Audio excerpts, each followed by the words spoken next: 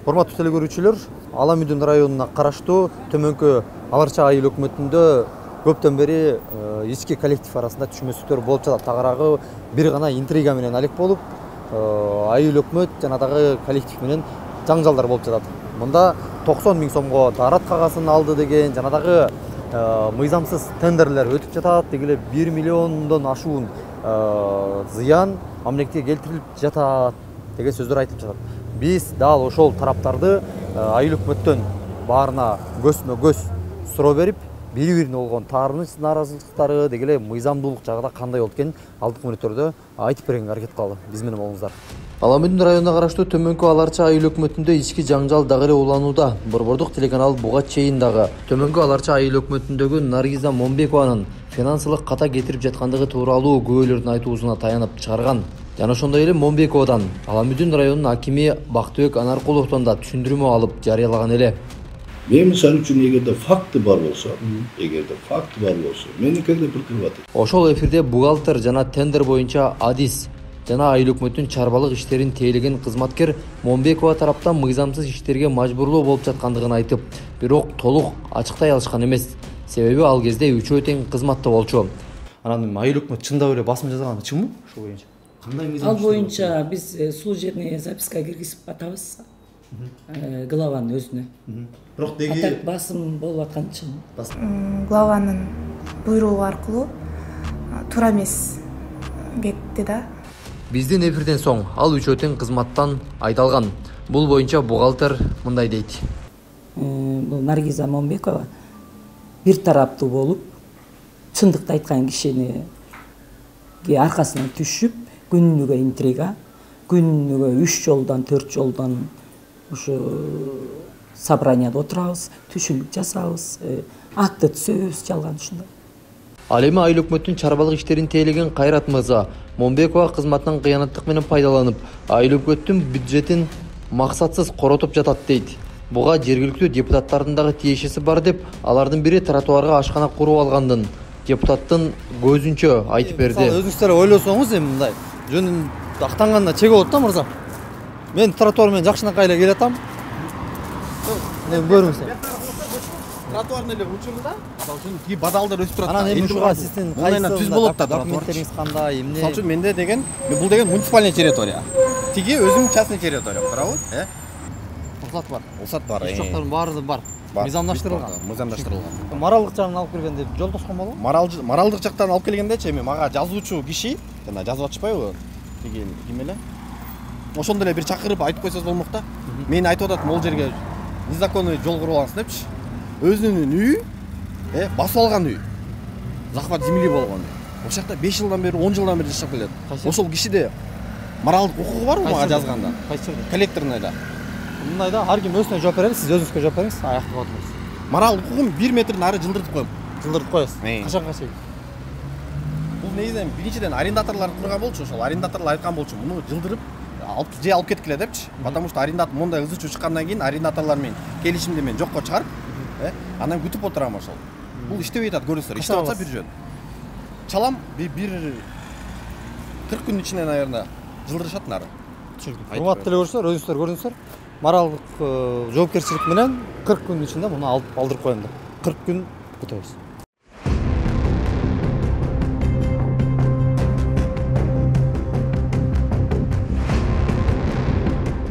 Биз жанагы фискальный органдар уголовный кодексти билип иштегендей эле, биз финанстер бюджетный кодекс менен иштейбиз.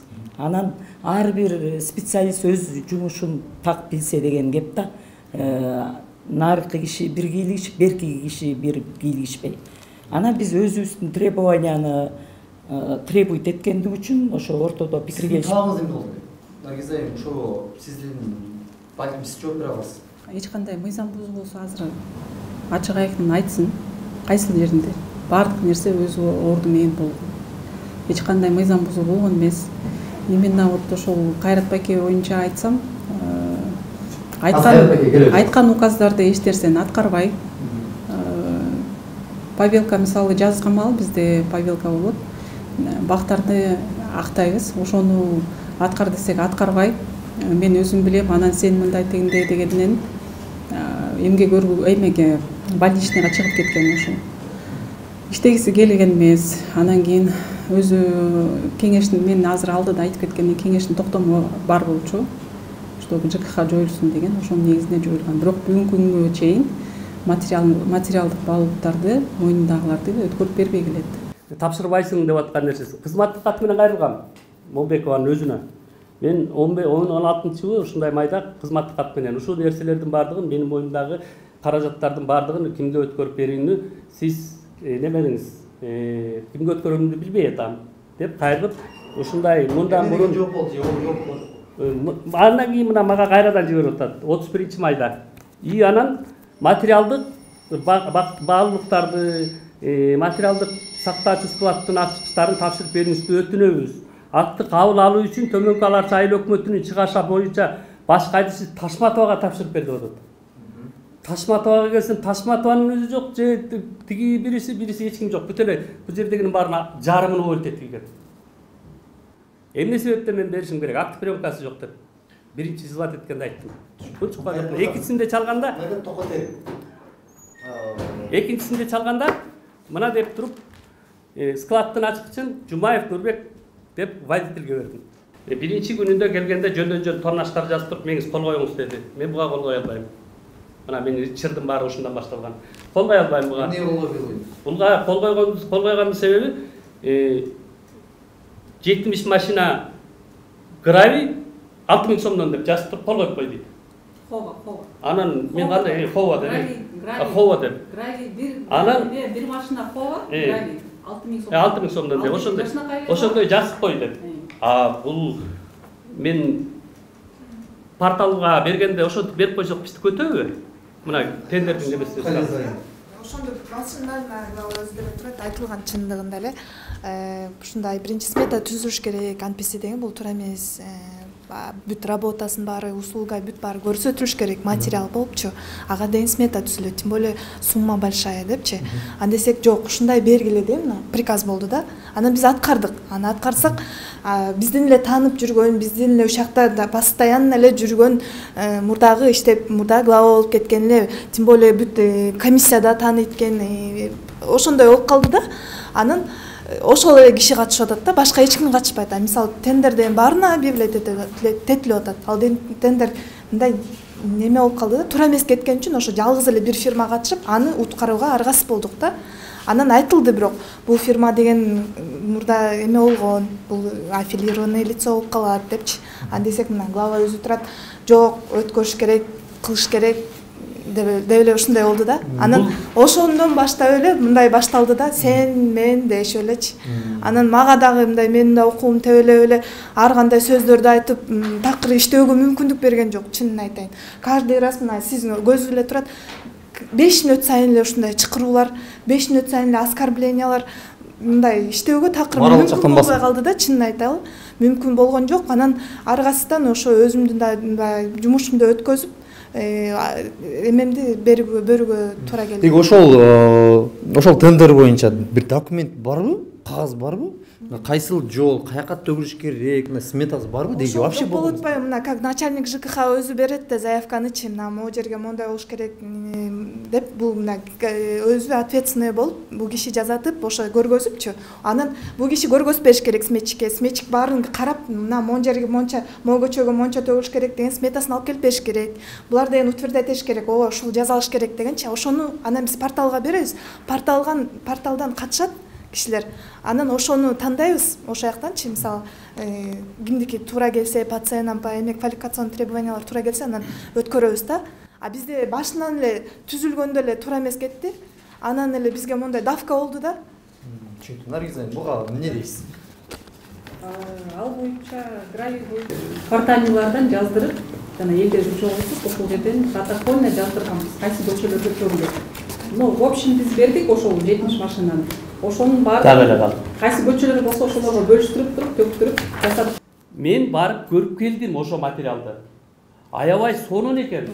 Ошону алыш керек экен деп тендер боло электен мурун айткан сөзү.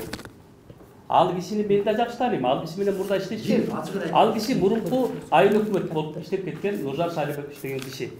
Мына бул жерде кагаздар мына. Мына сразу да бургузбайм. Биякта деген Мына эми азыр мен айтайын. Мурда чыр болуп кеткен. Жакынбаев как председатель комиссия болчу да.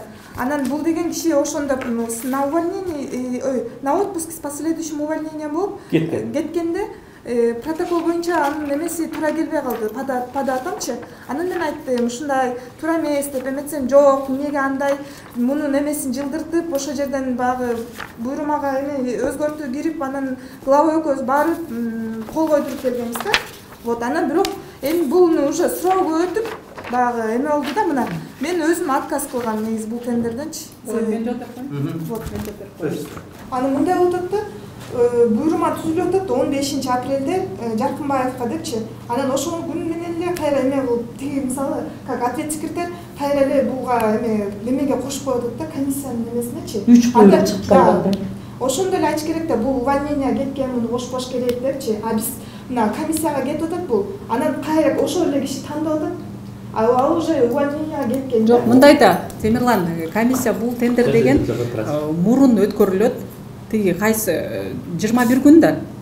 Бул получается апрелде эле тендер болгон. А майда болсо вскрытие болуп атат да, майда вскрытие болуп атат. А бирок апрель убакта ал иштеп атканда.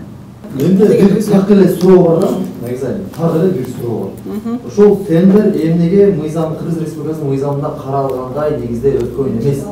Каралгандай негизде эле өткөн өткөн. болду. Мисалы, баягы тийиштүү жактагы каяка төгүлөт, эмне болуп төгүлөт, кайсы? Бирок аны дегенчи мындай да, тендерге бергенден кийин Темирлан, сен өзүңөр билесиңер, тиги 21 күн, почти 1 ай срок күтүш керек.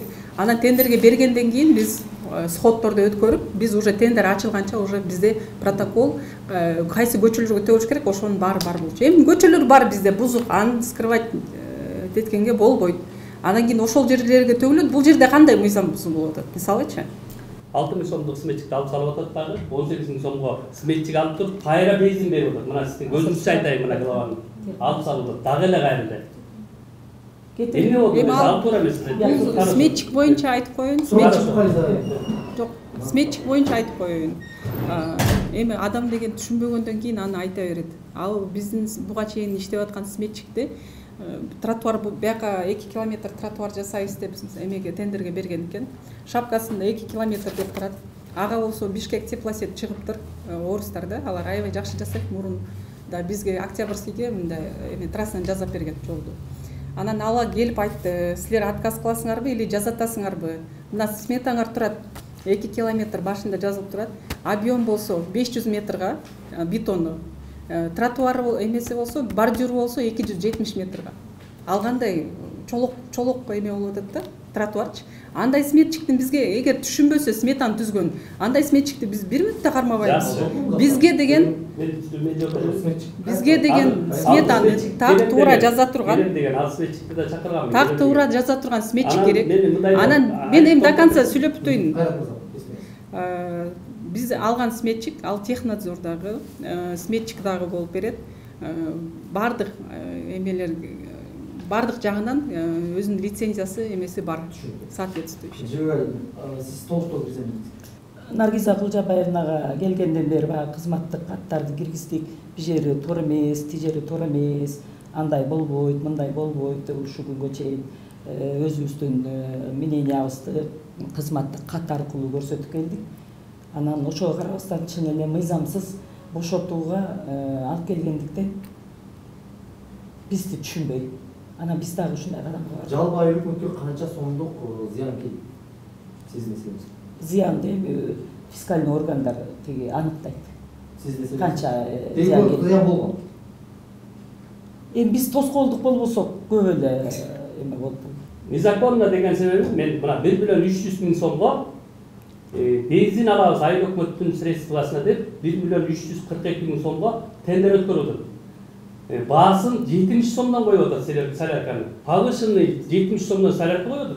Когда мониторинг сен жүрүш керек болчу, мониторинг сенди жүргүзүп, заправкада 65 сом, 64 сом, 63 сом, эң чоң 65 сом экен. Ошондон алабыз деп мониторинг сен жасаш керек. Дегендин ордуна жок, 70 сомдон коюп туруп, тендерді өткөрүп атат. 4 апрелден баштап мен главамын деп айтып атат. Туурабы? Мен кантип айтып атам? Туура эле. 4 апрелден баштап. В лице главы Нижнеоларчинского районного округа Момбековой деп турат. С 21 февраля 2022 года деп турат. Договор болуп атат. Кандай мен түшүнбөй калдым. Кайсысын эмнени айтып атасыз? Аны чечүүчү териштирүүчү орган таап атат. Мына сизге көрсөтүп коеюн телевидение. Мен өзүмө көрсөтпөй эле коеюн. Муну да оңдой бер, мастер булар. Оңдой бергенге. 21 февраль 22 жыл. А бул киши глава Момбекова деп атат. Жок, ал деген мындай болгон. Буга дагы атмаска табас. Экофондтон биз мусоровоз келмек да. Анан ошонун деген договор түзүлө элекке. Акчасын срочно которгула дейт. Биздин совклад бар да 40%, 60% ал экофонд өзү төлөйт. Ошондо биз барып туруп, эми акчаны которуш керек, батыраак жасаш керек. Кол коюп жибергенбиз. Бирок деген датасы деген 21 февраль экен. Аны өзгөртө албайбыз деди. Анан кийин биз бардык да кайра башка договор алып туруп, ал договор уничтоженияга кетпей калыптыр. Мына Кализа булар деген материал чогулткан да мага кылабыз депчи. Анан кайра барып туруп Алиев барып кол койгон дагы, анан кийин печатьты коюп, эми 21 февралдан башка эме өзгөртө албайт экен аларчы. Бирок мен деген 4 апрелде келгенден кийин анан договор түзүлүп атат да ошону. Дата февраль менен келип атат. А бирок деген апрелде эмеге договорду мен мыйзамга чыгып атпайбы? Договор деп жазып турат. А показания неме деп жазып турат. Ошол жерде башында жазылып турат. 22 февраль 2022 жыл. Кайрат мырза, көрүүчүлөргө жалпак тил менен түшүндүрүңүзчү, бул эмне? Кандай болот? Бул мындай болгондо жалпак тил менен. Эртең эле бир иш кылыштын арасын мен иш кылып атам. Аябай мен сону иштеп атам. Мен болгон коррупционерлердин баарын чаап атам, жооптуп атам, мен кыйратып атам ишти деген сөзү мактанышы менен өзүнүн ишине өзү кайра путаться этип калды. Мындай айтсак. Эмне себептен? Мына биринчи эле 22 февралда Ленинский айыл өкмөтүндө иштеп атат дагы Нижнеоларчинский, в лице главы Нижнеоларчинский айыл өкмөтүн Момбекова деп туруп кол коюп берип атат. Бул кандай мен өзүмдүн бул болуптур, мен алдап атсам бир жөн, өзүнүн колу жазып мына деп коюп атат. Андай ошибка любой эле адамда болот да. Ал өтпөйт да. Ушундай бизде бюджетный кодексти эми просто булар деген каждый эмени монтип зацеплять не подсказать, просто келип айтып койбой, анан бирок деген алып алып отурган да жанында. Мага деген айтып койгон эме депчи. Акчаны котордузбу экофондун десем. Жок, ал болбойт. Мыйзамсыз деп койду. А эмне үчүн десем? Кызматтык кат киргизилген. Эмне үчүн десем? Жооп бербейт. Кызматтык кат киргизилген түшүндүрмө. Бияктын бухгалтерибиз больничныйга чыгып алган. Буйрук чыккан, инвентаризация жасалып эле деп, материальный ценностьтарды дегенде, ошол күнү больничныйга чыккандагы 3-үндө бул көлдө эс алып жүргөн. Менде видеосу бар, азыр сизге берем. А бирок деген жумушка келбей жүрөт. Көлдө развлекаться этип, бийлеп, жыргап жүргөн видеолор бар. Эми азыр эле силергелердин алдында бул киши мени чакырып, мындай эме жакшынакай эле бири-бирибиз түшүнүшөлү, өтө мындай эми текшерүүлөр өзү тактасын, аныктасын, өтө бири-бирибизди катуу кетишпейли деп азыр эле мага силердин алдыңарда айтып, жан келген бухгалтер күбө, анан кайра мен азыр как финансист биз көп сүйлөбөйбүз, только цифра менен сүйлөйбүз. Пожалуйста, цифраларды бар текшерсин, мен эч нерседен коркпойм. Азыр көлдө финансы күнүнө карата бүткүл айыл өкмөттүн бухгалтеры 6-демаш күнү барып келдик. Ал биздин өзүбүздүн 6-демаш күнү укугубуз. Аны эми бир жерге айтуунун кажети жок болчу. Жетекчи катары аны айтуунун кажети жок болчу. Эми баардыгына кызматты кат турат, баардык мыйзам бузууларга менин түшүндүрмө каттарым турат, баардык документим бар турат. Текшерүү болсо текшерип атат. 5-күндө өтпөйбүз. Пятница күнү, 3 күнү кеткен. 3 күнү кеткен, анын доказательствосы бар. Пятница кечинде кеттик. Жумуш жүргүзбөгөн ошондон көрүнүп турат да. Мына больничныйга чыгып алат. Айткан сөздү укпайт. Ноябрдан баштап бияк Ташматова Жебеге же главный бухгалтердин милдетин аткарып келет. Жылдын башында пландын баарын ушу главный бухгалтер түзөт да, чогуу совместно. Анан бул проект деген былтыр эле ноябрь убагында эле өткөн бул проектчи. Экофондтон өткөн уже одобрение болгон. кеңештин чечими бар былтыркы. Ошону менен берип, мен эмне үчүн сиз моуну коюп туруп ошол акчаны бюджет остаток бар бизде, свободный остатокто акча бар экен, ошону коюп бериңиз. Ошол свободный остатоктон ошол акчадан каралып берилсин деген кеңештин чечими бар экен былтыркы жылдын. Ошону берсем бул жарабайт. Жаңы кеңештин чечими бер деди.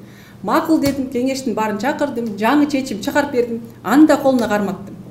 Кийин мен деген барып дагы мыйзамсыз деп койду, мага жооп бербей койду да. Анан мен барып казынага барсам айтты, тиги договоруңдун датасы тура эмес экен деди. Анан кийин мен ошол жактан угуп алып, договордун датасы тура эмес экен деп кайра туура договор менен алып келип берсек, ошондо дагы кылбай кетип калган. Главный бухгалтерди сиз жумуштан алып салгансыз. Туурабы? Азыркы күндө главный бухгалтердин милдетин ким аткарчу? Ошол анан по контракту иштеп атат. А разрешение ключ кимде? Өзүндө. Контрактте? Өзүндө, ооба. Же Айшулдун мойнунда? Жок, өзүндө. Сиз уже утвержденный тиги колду койдурутуп алмаштырып бергенсиңер бухгалтерияга. Көрсөтүп турасызбы? Мен кантип көрсөтөйүн сизге? Кайсы жерден көрсөтүп турат? Ошондо райондон бар казначействодон көрсөтүп турат, Көрүңүз. Окуңуздар. Айсулуу азыр не имеет права никакой ключ бюджетный нерсе, ал секретный нерсе. Коюмбу жана 90 000 сом бумага дегенде, аны Замира Мамбетовага берип информацияны, жана Замира Мамбетова тааныстайм. Ошол боюнча жазып, жана смета боюнча дагы памятник, азыр эми доказательство болдубу, мен канча акчасын жеп токтум. Жок да, мисалы. Жок, отуруңуз. Анан 90 000 сомдуна бердим колуңузга. Ошонун баарын ушинтип интернетке чыгарып атты. Бүгүнкү күнгө чейин ошону айтып келет. Сиз болуптур, интернетке чыгарганда болуптур. Сиз чехолду тендер аркылуу жок туруңуз, угуп туруңуз. Тендер аркылуу мен машинага чехол алдым дедиңиз, Аны дагы сураштырып эмес, мен атайын сураштырганда эмес. Жөн гана Дордой базарына барып калсам, алгыс айтып атат. Да, эту женщину я знаю, она покупала за 6 000 сомов, а я ставила деп атат. Аны дагы көрсөтүп берем. Мына, эми мен бул кишинин артынан чуркаган жокмун, эчтеган жокмун. Сен айтып аткан нерсе эле, мына, бул жерде 6 000 сом менин кагазым эмес бул. Кимдин кагазы? Мына айлык көттүн кагазы бул. Келишим баада, келишим нерседе 5 000 сом зарплатасы 6250 сом айлык алган Райымбек Бердиев деп турат. Анан эле кайра кой тур. Мисалы 18 000 сом айлык деп Ыбыкеевди алып атат.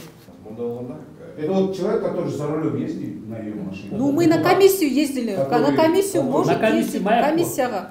Маякка калган.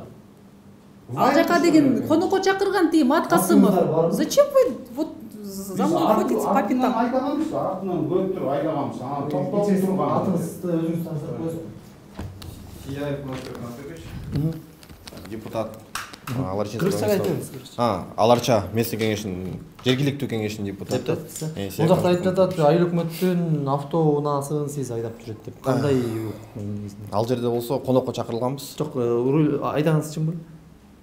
Айдаган чын. Бир жолу автоунаазын айдадым дедиңиз. Эми албетте бул эми майда чүйдө болушу мүмкүн, бирок бул мамлекеттик автоунааны бир гана айдоочу, ошого гана бекитилген айдоочу гана айдай алат, жана дагы жолдомо кагаз менен ал гана айдаганга укуктуу. Кечки эртең мененки саат 9-дан кечки саат 8-ге чейин гана укуктуу. Эгерде айыл өкмөт дагы тийиштүү жактарга барам деп атайын каттын негизинде бара турган болсо гана уруксат берилет. Мамлекеттин автоунаазын жеке менчик, жеке кызыкчылыкка колдонгон болбойт. Бул бир. Экинчиден, айдоочудан башка киши айдаганга такыр укугу жок. Бул жерден жол кыймылдарын коопсуздугун камсыздоо башкармалыгынын өкүлдөрү ушул видеону көрсө сизге сөзсүз түрдө айып пул салышы керек болуп эсептелинет. Негизи. Анан түшүндүм. Выходной болгон, ошол күнү мероприятие өткөрүп, жок, Наргизайым. Анан мен маселе жок. Биякта айдатып алдым мен ошол. Жок, ооба, туура, маселе жок. Ал жерден 6 демалыш күндагы айдаганга автоунааны колдонууга болбойт. Мыйзамда мамлекеттин автоунаасы себеп деген ал ошондой. Бул жерден туура эмес болгону туура эмес деле моюнга алыңыздар. Биз өзүбүздүн ишибиз менен барган жокпуз ал жакка. Жок, мен сизге мындай сиз максатсыз айдатып атасыз деп айткан жокмун. Бул жак рулга отургандыгы жөнүндө сизге суроо жок ал жөнүндө. Служебка деп атат машина, служебный машина. Машина жөнүндө жакшынакай суроолор болду. Эми ошого до конца мындай жооп берип койсо, анан мен тиги териштирүү немесине берейин. служебный машинанын номери 0880 АА. Служебка бензин алып атат барып, хорошо. Андан кийин Келдубаев Талай деп бензин алып атат, ал кийин Кыштыбаев Мирлан служебканы айдап атат. 0880 дейт. Барып бензин алып атат дагы эле. Ошо 0880-ди женщина айыл өкмөтү деп жазып атат. Женщина айыл өкмөтү 0880 деп атат. Кайра бензин алып атат. Андан кийин Эрлан деген бала барып туруп 0880 менен заправка кылып атат кайра эле. Мына сиз азыр айтып аткан нерсени айтып атам. Водитель мамлекеттик машинаны бир гана киши айдаш керек деп. Бул жерде 5 водитель болуп кетти азыр. Ошондо ар ким айдап жүрөбү? Ага, ар ким айдап жүрөт мына. алып атат, кандай доказательствоңуз? Эми мына аны да тап берем сизге. Сиз алдыгында каяктан алдыңыз? Мына бул жерде 26 июнда 60 литр заправка кылып атат. 0880. Кайра эле 28 июнда 4 күндөн кийин эле кайра эле 60 литр заправка кылып атат. Бир айдын ичинде. Водитель мен деп эшикте бирөө турат. Ал водительди көрбөйбүз. Доказать етеміз. Азыр барабыз. Жок, кыскара айтсаңыз, ал кагаздарды бул кагазды ведомость катары көтөрүп, мага көрсөтүшкөндөн мен сүрөткө тартып алдым. Вот. А вот эти вот заправки, как они с вашего талона? Пусть он докажет это. Пусть он докажет это. Мы же только 360 литр заправка. 240 литров. Ну, вот если 360 литров, то вот это надо, как говорится, 240 литров положено на служебную машину. Все, не За больше. месяц. За месяц. Месяц. Вот, и еще это мы, конечно, не принимаем. Да, сколько выделять, сколько не выделять, это уже утверждено правительством. Именно служебные машины. Там предусматриваются муниципальные, есть городские, есть областные, есть госадминистрации. Это другое. А вот именно вот на это глав айыл өкмөтү 240 литров правительство, это закреплено. Все. А 360 литр дегенди кайдан алып атасыз? Мына мен азыр ушул ведомостьтан мен өзүм эсептеп көрдүм. Азыр эми сиздердин эгерде убактыңыздар болсо, мен ошол жерге барып суроого жооп бере алышабы, ошону сиздер менен кошо барсамбы деген. Мына бул жерде ведомость турат колунда. Ведомостьта коюлуп атат. Только тендер менен алабыз. Мына ведомость менен мынча сом итогун кайра чыгарып атат. А мен жазган жокмун да, женщина айыл өкмөтү 0880 А деп. Туурабы? Эрлан деп 0880 айдап барып атат. Нурлан деп айдап барып атат. Жумаев деп айдап барып атат. Служебка деп айдап барып атат. Ар ким Бул кайсыл кызмат? бул заправканыкы. Заправка. Кайсыл заправка? Бишкек Петролиум. Дайым ушундай чууду эле ушул мисалы үчүн канча заправка кылды, ар кимдин аркасынан сая түшүп материал издегенден көрү өз жумушун билип өзүнүн тиричилигин кылбайбы дейм да. Мына бүгүнкү күнгө чейин ошол 90 000 сом туалетный бумага деп келет. Аны сиздер өзүңүздөр көрдүңүздөр, бүт хозтовар алынган. Акиташ эми анан кийин жанагы памятникти деп айтып келет 400 000 деп. Ал азыр сиздерге түшүндүрүп айтып берди сметчик жанагы эмеси менен госстандарт менен эсептеп баарын эсептегенде ошондой баа болот. Андан арзан кылып без ошондой НДС эмелери жок эсептеп берген. Бирок ал тендерден өтө элек эч кандай.